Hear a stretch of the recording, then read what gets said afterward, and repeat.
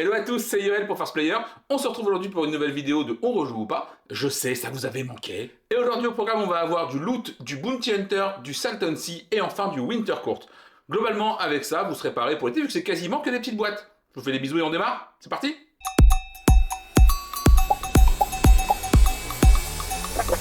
Ok, on commence tout de suite avec celui qui est un petit peu le plus inconnu du lot, à savoir Winter Court. Winter Court, c'est le nouveau Tom Lehman, donc le papa de Race for the Galaxy, notamment.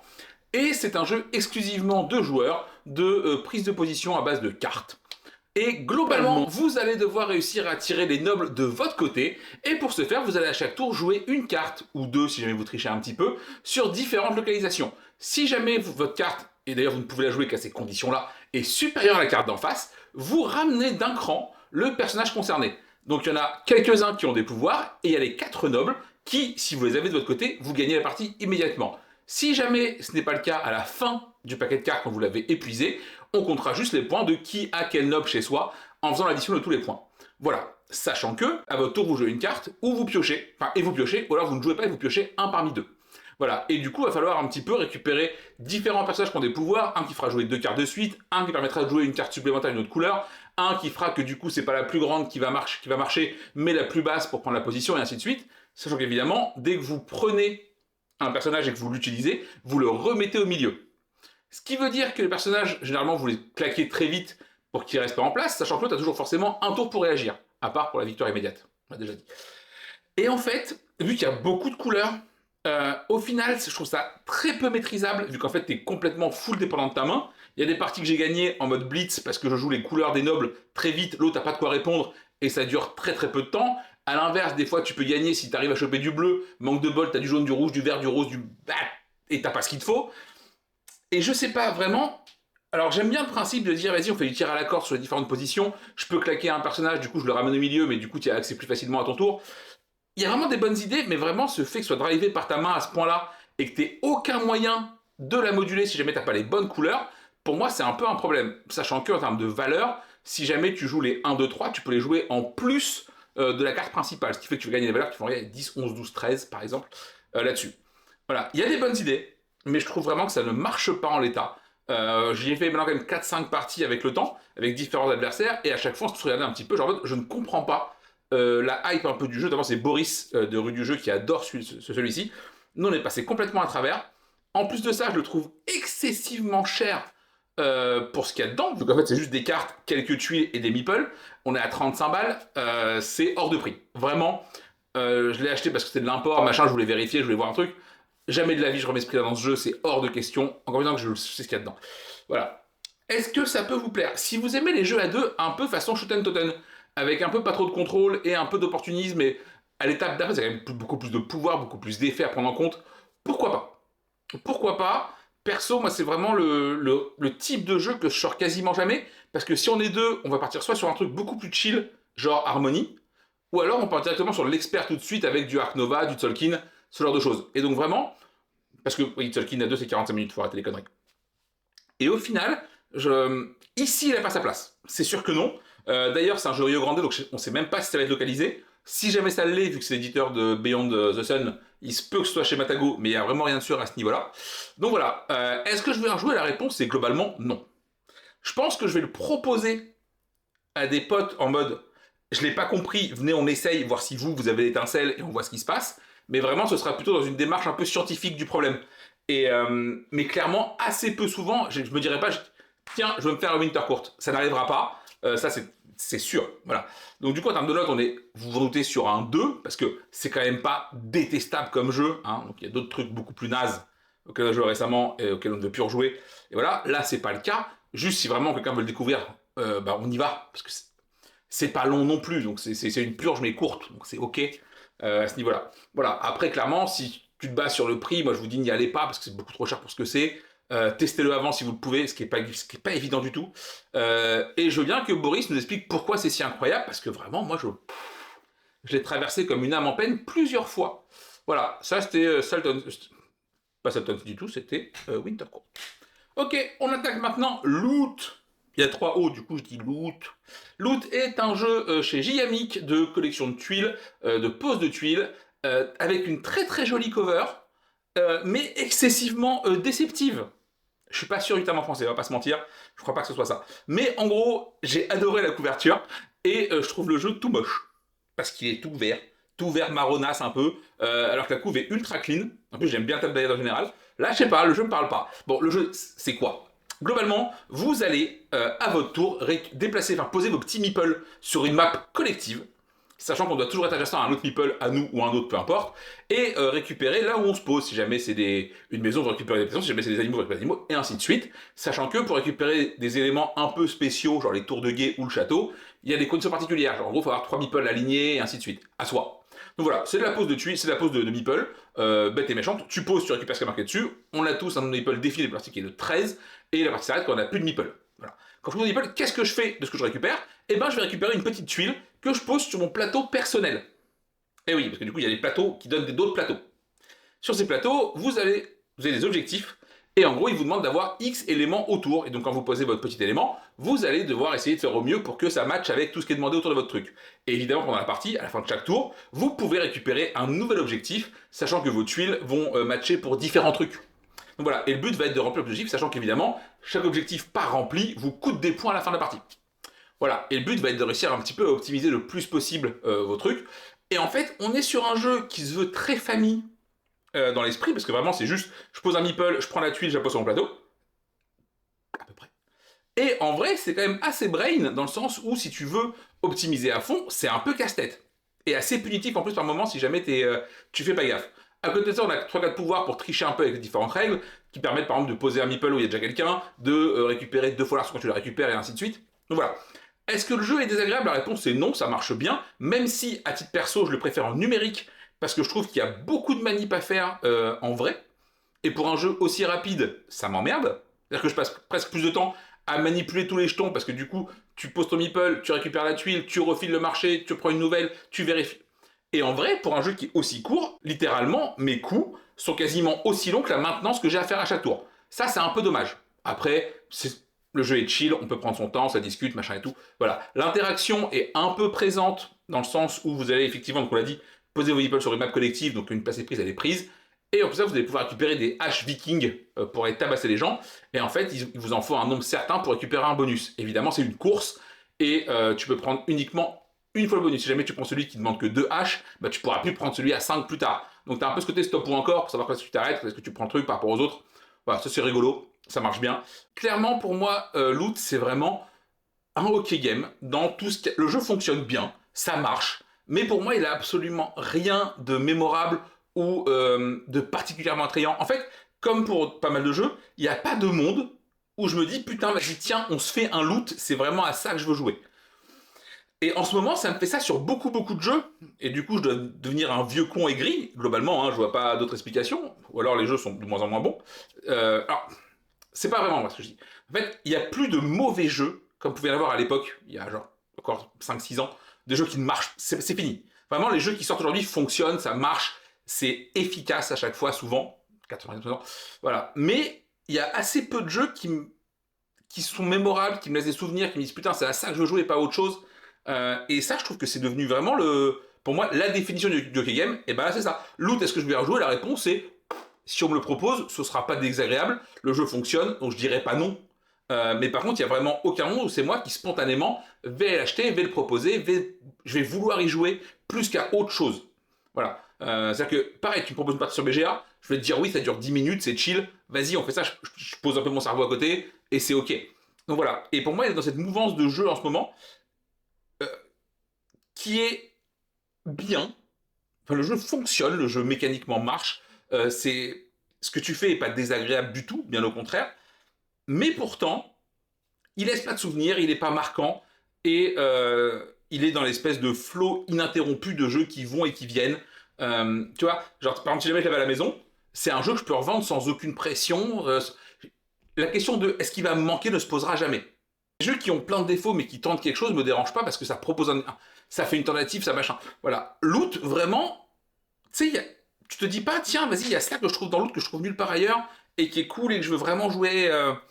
Voilà, donc je sais pas, effectivement c'est un 3, hein, c'est la définition du 3, genre on me le propose, je dis oui, parce que le jeu est pas mauvais, mais vraiment il n'y a pas de monde, c'est moi qui le propose, ça c'est pour moi un peu triste. Bounty Hunter, qu'est-ce que c'est? C'est quand les bâtisseurs font un enfant avec un sabre laser. C'était un peu chelou, mais c'est un jeu où vous allez jouer donc du coup des Bounty Hunters dans l'espace, et le but va aller capturer des gens qui vous ont rien fait, à savoir Han Solo, les Ewoks et toutes ces conneries. Pour ça, comment ça fonctionne? C'est un jeu de draft. Pas vraiment. Vous allez comprendre pourquoi. Vous avez au début de la partie 5 cartes en main, vous allez en drafter une et passer le paquet au voisin. Ça ressemble à un draft, je vous le cache pas. Mais avant de drafter la prochaine carte, vous allez pouvoir piocher dans un des 5 paquets, ou des 4 paquets, je ne sais plus, pour piocher une carte qui peut vous plaire, à savoir genre soit un chasseur de primes, soit un aménagement, soit des. Voilà, soit une cible et ainsi de suite. Et en fait, du coup, tu perds complètement tout l'aspect du draft, à savoir qu'est-ce qui va me revenir en main si je laisse passer ça, est-ce que je peux anti-draft le suivant parce qu'il n'y a qu'une seule carte de ce type-là qui l'intéresse. Et donc en fait, t'es plus sur la gestion de main à l'instant T que du draft, malgré le fait que effectivement tu prends un, tu passes le paquet au voisin. Donc je peux pas dire que c'est un mauvais jeu de draft parce que c'est pas un jeu de draft dans les faits. Tu vois.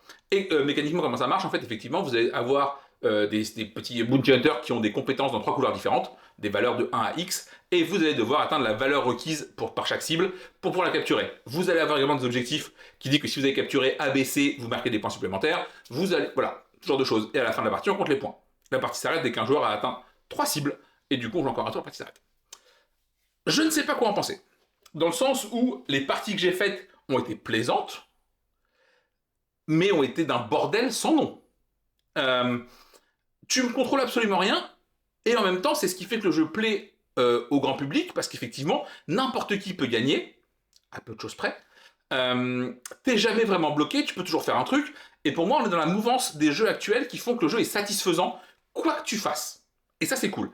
Après, l'autre bon point, c'est qu'il se joue aussi en nombre important, sans temps mort, parce que tout le monde joue en même temps, et ça, c'est un vrai bon point. On le sait sur les jeux de draft, c'est Hollander, It's a Wonderful World, Sushigo, machin. Leur vraie force, c'est de pouvoir être joué jusqu'à 5, 6, 7 joueurs pour certains, en temps limité, parce qu'effectivement, tout le monde joue en simultané. Et ça, c'est le point qui fait que le jeu peut sortir facilement avec des nouveaux joueurs, parce que les règles sont très simples, parce que le plaisir de jeu va être immédiat, et tu comprends ce que tu fais. Mine de rien, même si le thème est un peu éclaté au sol, tu... ça fonctionne. Je veux dire, tu chopes des gens qui veulent buter d'autres gens, et ben il te faut des gens à buter et des gens qui veulent les buter. Et tu te doutes bien comment ça marche. Tu vois, même si je t'explique pas, je te dis que si lui il lui faut ça, ça, ça pour être tué, bah si t'as ça, ça, ça en main, c'est cool pour le buter. Tu vois. Et donc pour les gens, ça fonctionne, ça marche bien. Et j'ai vu trop de parties trop bien se passer pour des néophytes pour dire que le jeu fonctionne pas. Après, à titre perso, je pense que je le propose pas spontanément. Si jamais je suis avec mes joueurs habitués, on va effectivement partir du. Et encore, c'est même pas vrai, parce qu'effectivement, en filler, entre deux gros jeux, t'attends quelqu'un, machin et tout, ça peut rentrer. Alors évidemment, un filler, ça en fait pas un bon jeu.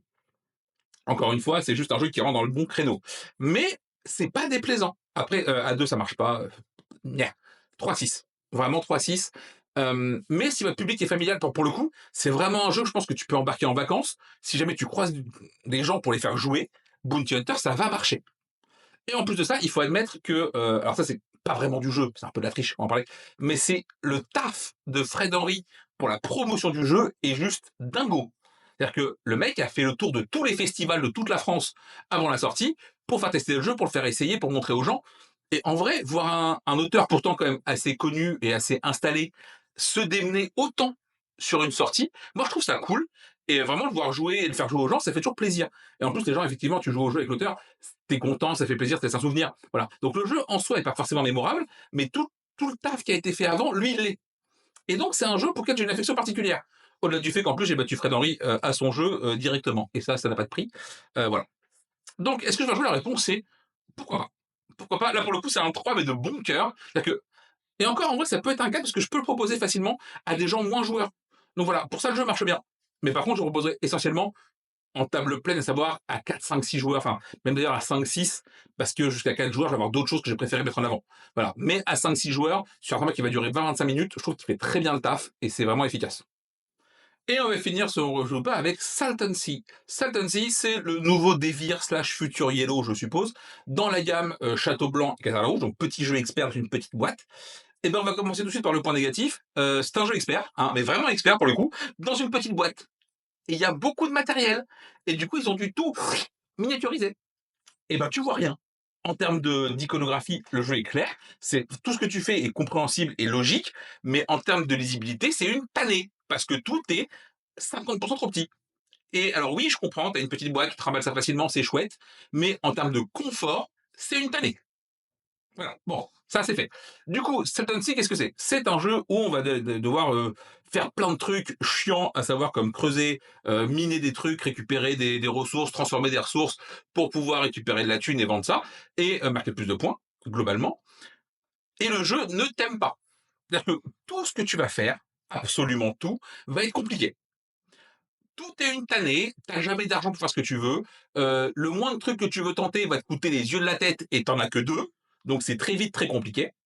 Quel est le système? Globalement, vous allez avoir des cartes en main, des cartes actions au début de la partie. Ces cartes ont un effet dessus, et vous allez pouvoir la jouer et poser un épée dessus pour activer l'effet. Ou alors, ces cartes ont un dos avec de la valeur. Les cartes de base valent 1, puis elles valent 3, puis 5. Et en fait, quand vous faites une action qui vous demande de payer, vous allez du coup payer vos cartes en main. Et en gros, il va falloir réussir à gérer ce flux d'actions entre ce que vous allez devoir récupérer, ce que vous allez devoir payer, ce que vous voulez garder pour l'action parce que vous en avez besoin. Parce qu'en fait, toutes les actions de base sont disponibles sur votre plateau, les cartes sont à chaque fois des actions améliorées. Et à l'inverse, dès que vous allez vendre vos matériaux pour remplir un contrat ou pour gagner la thune que vous gagnez, c'est les cartes que vous récupérez. Si vous gagnez par exemple 12 sous d'un coup, eh ben vous pouvez prendre 2 cartes à 5 et 2 cartes à 1, ou 4 cartes à 3. Voilà. Et vous faites un peu votre micmac avec ça. Et en fait, vous allez donc devoir constamment gérer votre flux et reflux d'argent comme ça. Ça marche bien, c'est assez malin. Et je pense vraiment que ce serait beaucoup plus agréable si le jeu n'était pas aussi tight, aussi tendu. Et vraiment, tu as ce côté étranglement qui est pas forcément très agréable au début. C'est-à-dire que vraiment, ta première partie, tu as l'impression que tu peux absolument. Ta première, tes deux, trois premières, même, j'ai envie de te dire, tu as l'impression que tu peux absolument rien faire, que tu es pris à la gorge. Inconvénient de ça, ou avantage, je ne sais pas, un nouveau joueur va défoncer un débutant parce que bah, tu as déjà plus de réflexes, tu sais plus ou moins, tu connais un peu le flow du jeu et tu vas pouvoir prendre un peu ton aise là-dessus. Et vraiment, tu vas lui mettre une tannée. Il va avoir les fesses rouges après, très clairement. À titre personnel, cette frustration de départ me donne envie de creuser le jeu. Et creuser, c'est marrant parce que du coup, c'est un jeu où tu creuses. Enfin, peu importe.